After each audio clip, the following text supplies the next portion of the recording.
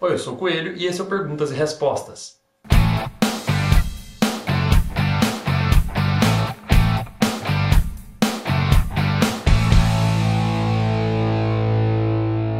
Então, pessoal, esse é o primeiro Perguntas e Respostas, onde eu vou estar respondendo a principal pergunta de cada um dos outros últimos vídeos. Eu vou tentar fazer isso a cada 5 vídeos, mais ou menos, para tirar dúvidas que possam ficar sobre os temas que eu abordo, porque muitas vezes não dá tempo de falar sobre absolutamente tudo sobre aquele tema. Subsidiariedade da suplementação. Nesse vídeo, a principal pergunta que teve disparado foi sobre dosagem de vitaminas.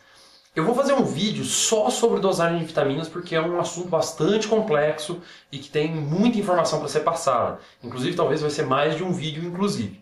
Mas a primeira coisa que a gente tem que saber é que na dosagem de vitaminas nós temos 2 jeitos de abordar isso. Nós temos a simplesmente complementação para que não tenha deficiência, e quando a gente treina ou dependendo do tipo de dieta que a gente tem, a gente precisa elevar o nível das vitaminas para que a gente possa aproveitar os alimentos de forma adequada e também para que a gente possa compensar o gasto maior de vitaminas que a gente está tendo por causa do treino, etc. E a gente tem uma outra forma de abordagem de vitaminas, que seria o uso de megadoses de vitaminas. As vitaminas, elas têm uma ação inicial, digamos assim, que vai suprir a deficiência.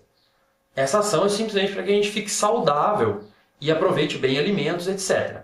Mas a grande maioria das vitaminas, elas têm algumas vantagens que são dose dependente. Quando a gente extrapola a necessidade diária mínima e começa a usar doses acima dessa necessidade diária, nós vamos tendo benefícios que são dose dependente. Ou seja, a gente pode chegar a uma dose bem mais alta e que a gente vai ter bons benefícios. Um exemplo, por exemplo, é a vitamina C, que a necessidade diária é em torno de 60 miligramas a 100 miligramas, mas se você ingerir acima de 1 grama, você já tem várias vantagens. Inclusive 2 gramas ou até mais do que isso, você já pode ter algumas vantagens.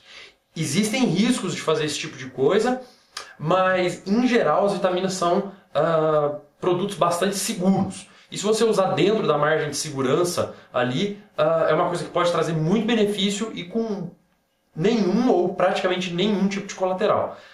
Eu vou estar falando sobre isso especificamente em outro vídeo ou outros vídeos, onde eu vou estar explicando sobre cada uma das vitaminas e como que é feita a complementação e como que é feita a megadose e quais seriam valores de megadose aí que em geral são utilizados, tá ok? Então é isso daí. Espero que tenha sido respondido, pelo menos mais ou menos, ou pelo menos que eu tenha me feito entender um pouco melhor, porque lá eu não fiz essa separação da vitamina em dose, digamos, fisiológica, uma dose normal de complementação e a megadose. Óxido nítrico. Os 2 vídeos sobre óxido nítrico tiveram uma pergunta que foi a principal. Então, o que usar para estimular o óxido nítrico? Bom, uma coisa que eu até pretendo fazer e que eu acho que é interessante ser feita para estimular a produção de óxido nítrico no organismo de forma bastante segura e com um custo bastante acessível até, seria fazer um stack utilizando matérias-primas puras. Isso pode ser comprado em diversos sites, é bastante acessível isso, não é tão difícil de conseguir. E hoje em dia, o que promove um aumento de arginina na circulação e aumento de óxido nítrico de forma mais eficiente tem sido a citrulina malato. Ela age de forma rápida e vai conseguir fazer isso para uso pré-treino. Ela, associada à beta-alanina, tem um efeito muito bom. E as doses que o pessoal tem usado é em torno de 6 gramas de citrulina malato para 3,2 a 3,5 gramas de beta-alanina. Isso no pré-treino, que vai conseguir melhorar a circulação durante o treino e tudo mais para aquele efeito de maior vasodilatação e maior pump que o óxido nítrico pode proporcionar, além de todas as outras vantagens fisiológicas que ele traz. O outro produto que pode ser usado também, aí utilizado, por exemplo, antes de dormir ou então fracionado durante o dia, na minha opinião, o melhor custo-benefício seria usar a ornitina, que ela é até mais barata do que a arginina. Ela gera um aumento do óxido nítrico de forma mais sustentada, digamos assim, digamos que ela tem um tempo de ação mais longo, né, e uma ação mais suave, mas ela vai manter os níveis de óxido nítrico mais altos, que para aquele efeito crônico pode funcionar muito bem. Antes de dormir, ela vai ajudar na liberação de hormônios e tudo mais, que ajuda bastante. Então, eu creio que sim, em termos de custo-benefício para usar fracionado durante o dia, a ornitina seja a melhor opção e para pré-treino citrulina malato com betalanina. Tá, ok? Aí nessas doses aí. A ornitina, mais ou menos 6 a 8 gramas por dia, pode ser fracionado ou não.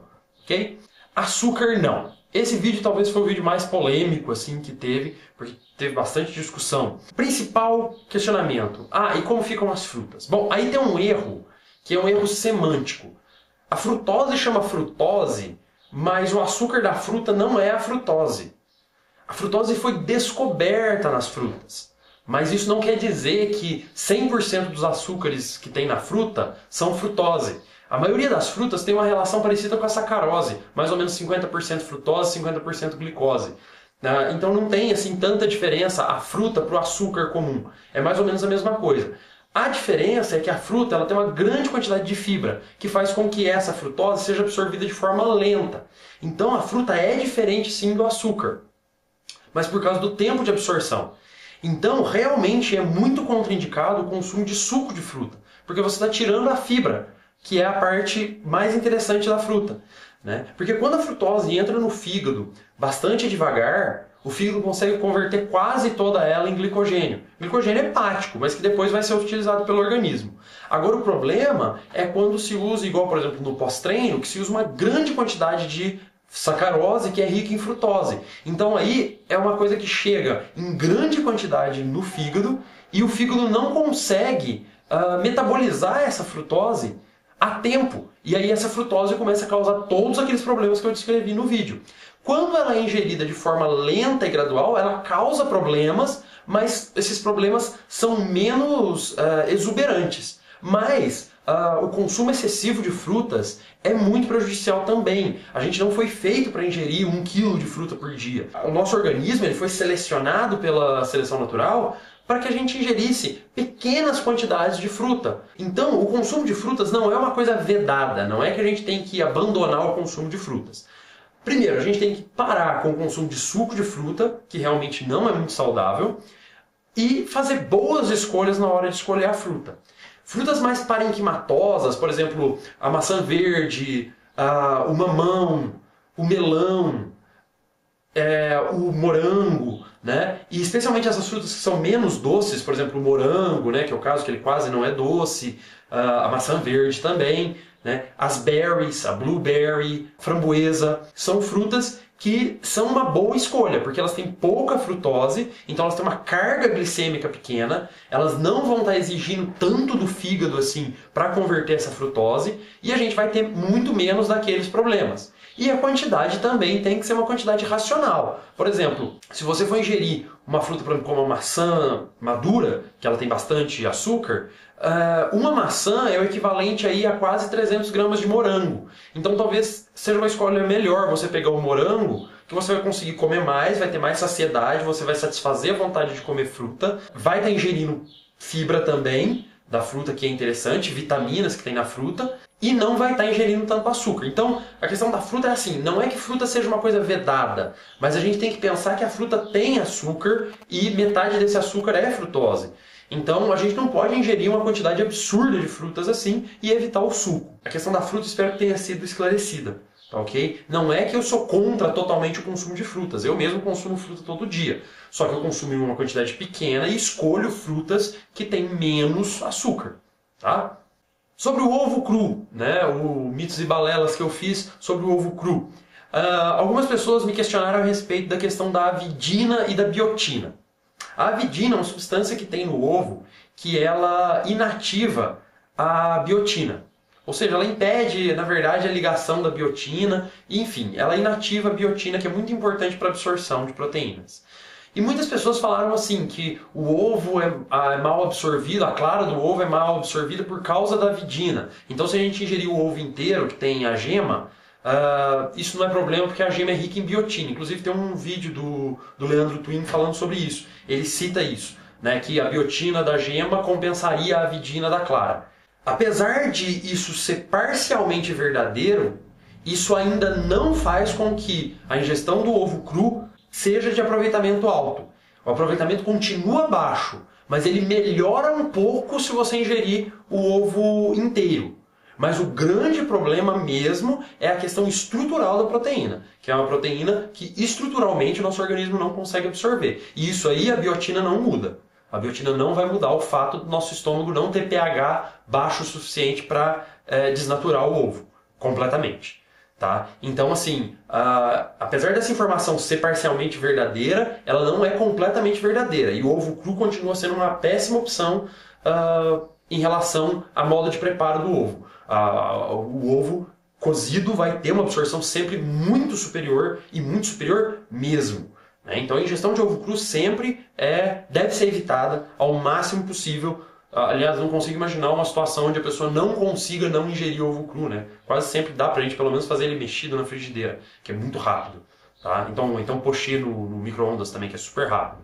Então, tem essa questão. A avidina não é o maior problema do ovo, tá, gente? Ela é um problema. Ela vai atrapalhar se você, por exemplo, ingerir ovo cru junto com um pedaço de bife. Daí ele vai atrapalhar a absorção do bife. Tá? E outra coisa, a avidina, ela é desnaturada em torno de 85 graus, por aí, mais ou menos. 65 graus até 80, depende do estudo, varia. 65 a 80 graus. Enquanto que a biotina, ela só é inativada a 105 graus. Então, se você ingerir o ovo cozido, você vai estar ingerindo a biotina da gema ainda ativa, porque o ovo não chega a 105 graus na cocção, claro. A água fervendo está a 100 graus. E a avidina já foi toda desnaturada e toda quebrada. Então, o ovo cozido realmente é a melhor opção que tem. Né? O ovo cozido, ou frito, ou omelete, não importa muito. Só não fritar demais ele, que aí realmente você começa a queimar a biotina, digamos assim. Ok? Então é isso daí em relação ao ovo cru. Em relação ao glicerol. Bom, algumas dúvidas ficaram sobre o glicerol. Ele é um açúcar? Ele é um açúcar, só que ele não é metabolizado no organismo como açúcar. Ele fica circulante no sangue e ele é utilizado de N formas. Tá? Ele é muito utilizado no organismo para transporte de substâncias. Então ele não é utilizado como fonte de energia. E mesmo assim, 1 grama dele só consegue produzir em torno de 2,4 calorias. Né? O que não é exatamente a relação do carboidrato. Então, ele apesar de ser um carboidrato em termos químicos, ele não é usado como carboidrato no organismo. Então não precisa preocupar com ele como sendo carboidrato. Tá? Outra coisa sobre o glicerol. Muita gente me criticou falando: mas o glicerol só serve então para você ficar inchadinho na academia? Não exatamente. No Prêmio Nobel de Medicina de 2006 a 2008, eu não me lembro exatamente qual dos 3 anos foi, o Prêmio Nobel de Medicina foi justamente em cima de uma pesquisa sobre o glicerol e da importância dele para transporte de substâncias e nutrientes no organismo. Ele é uma molécula essencial para transportar nutrientes e substâncias no nosso organismo. Tá? Então, ele é muito mais do que só um volumizador. Ele realmente ajuda o nosso músculo a absorver nutrientes. E também absorver água, claro, porque a maioria dos nutrientes precisa de água para ser absorvido. Então você hiperidratar o músculo é interessante, independente do valor estético de você estar mais inchado ou não. Independente do valor estético, a hiperidratação é interessante. Além do que tem a questão do alongamento de fáscias.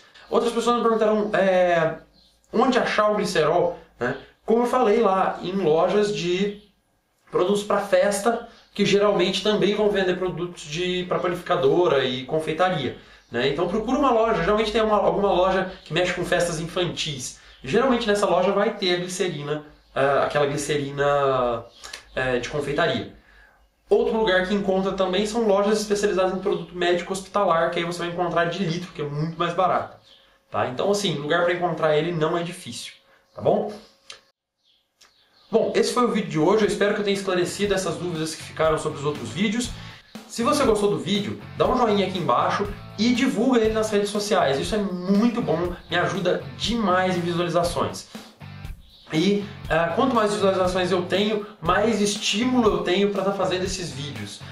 Não pelo lado financeiro, que eu ainda não ganho nada aqui com o canal, mas sim por ver que as pessoas estão gostando e estão assistindo meu vídeo, estão gastando o tempo delas para ver meu vídeo. Tá? Isso é muito importante para mim, isso me estimula bastante. É isso daí por hoje e até o próximo vídeo. Até mais!